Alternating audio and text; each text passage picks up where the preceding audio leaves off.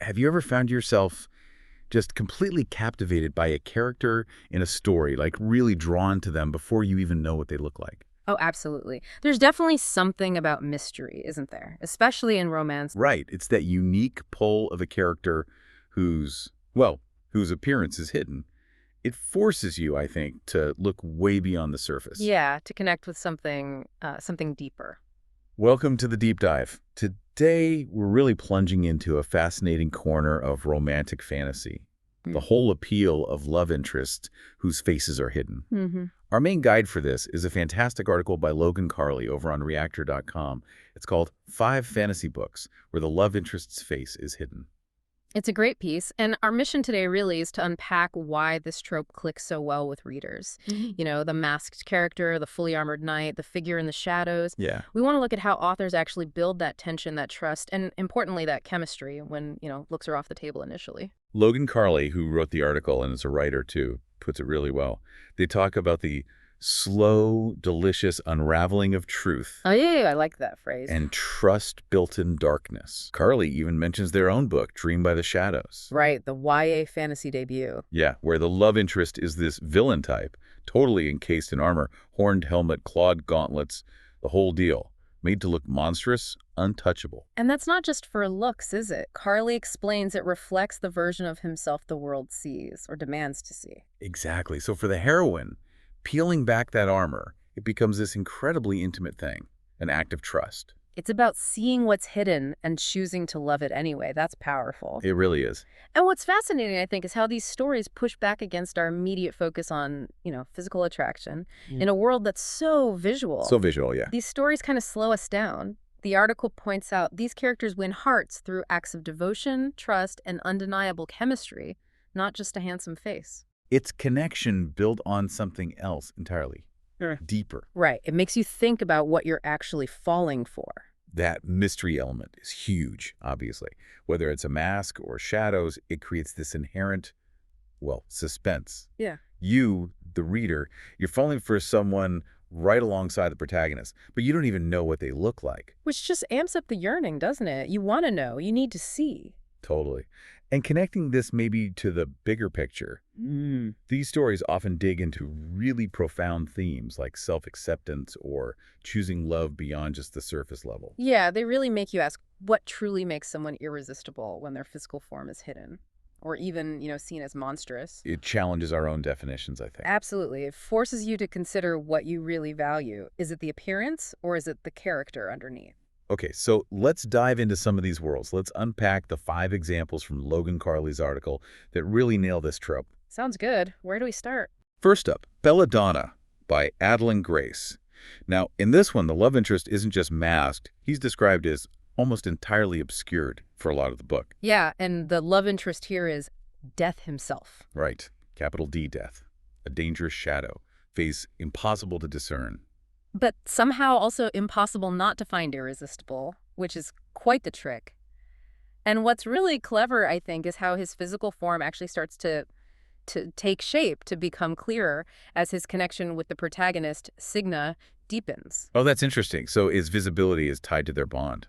Exactly. It's a visual representation of their growing trust and intimacy. It's a gothic YA fantasy trilogy, by the way. And there's a novella, Holly, coming out soon, end of September 2025. That slow reveal, his form solidifying with their connection, that feels way more intimate than just one big dramatic unmasking moment, It does. It builds this continuous sense of discovery. Each little shift, each bit that becomes clearer feels earned. You experience that vulnerability alongside Signa. Yeah, it makes the relationship feel really grounded, even with, death. Right. It's a great example of a slow burn done really well. Okay, so from gothic vibes, let's shift gears. How about a dark fairy tale, where the dark stands still by A.B. Poranek? Ah, yes. The girl with dangerous magic making a risky deal with a demon. Classic setup, but with a twist. Liska, that's the heroine, and the demon, the Lezzie, lives in a crumbling manor. Yeah. Sounds atmospheric already. Very. And he's initially described as taciturn, terrifying. Plus, he wears this striking mask of bone with enormous antlers. Wow, okay. That's quite an image. Definitely paints a picture. It's a standalone YA fantasy, and it dives into themes like self-acceptance, sacrifice. Liska's journey is about discovering there's much more to the Leslie, his creepy manner, and her own part in it all. So with such a literally terrifying look, the bone mask, the antlers, how does the author build that convincing romantic spark? Well, it forces the focus onto other things, doesn't it? Chemistry has to come from dialogue, from shared moments, maybe unexpected vulnerability or kindness, despite the scary exterior. Actions speaking louder than, well, faces you can't see. Exactly. You fall for the person through the disguise, like because of it initially, anyway. Okay, next up. For fans of true enemies to lovers, Always a popular one. The Hurricane Wars by Thea Guanzon. This sounds high-stakes forbidden magic, empires clashing. And a very powerful, masked love interest. Prince Alaric. He's the son of the Night Emperor, so, proper enemy territory. And his mask is a big deal. Huge. It's described as imposing, untouchable. It's even on the cover art, which tells you something.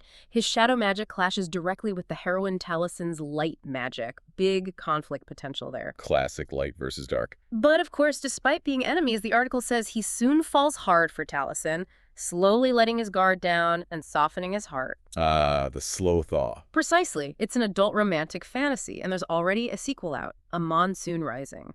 That mask, especially in an enemies to lovers setup, must really ramp up the tension, right? With holding his face like that. How does that amplify things? Oh, massively. It makes the conflict more symbolic, almost. Taliesin isn't just fighting a man, she's fighting the idea of the enemy represented by that mask. Right, the untouchable facade. Yeah, so every tiny crack in that facade, every moment he lets that guard down, feels huge. It feels like a major victory or a huge risk for him. It makes the eventual reveal, emotional and physical, incredibly potent. It's like a total surrender of who he pretends to be. Okay, let's talk Nightweaver by R.M. Gray. This one promises adventure, dark atmosphere, and, the start of a love triangle. Always adds spice. So the heroine, Aster Oberon, meets a handsome Nightweaver named Will. Okay, one potential interest. But she also keeps encountering this infamous pirate, Captain Shade. And Captain Shade is our masked figure. He is indeed. He's described as rebellious, charismatic, and having undeniable chemistry with Aster. But the kicker is his true identity is revealed later in the book. Ah, so another layer of mystery. That delayed reveal must be satisfying. How does that hidden identity play into the love triangle dynamic? Does it make Shade more intriguing? I think it absolutely does. The mystery makes him inherently more compelling, perhaps. Will might be the more straightforward option. What you see is what you get. The safe choice, maybe. Potentially. Whereas Shade represents the unknown, the puzzle to be solved. You, like Aster, are invested in finding out who's under the mask. Is he worth the wait, the risk? Yeah, that makes the eventual reveal a massive emotional payoff. It's the first in a YA romantasy trilogy, and the sequel, Star Chaser, is out later this year, November 2025. Good to know. Okay, last one from the article. Blood Beneath the Snow by Alexandra Kennington.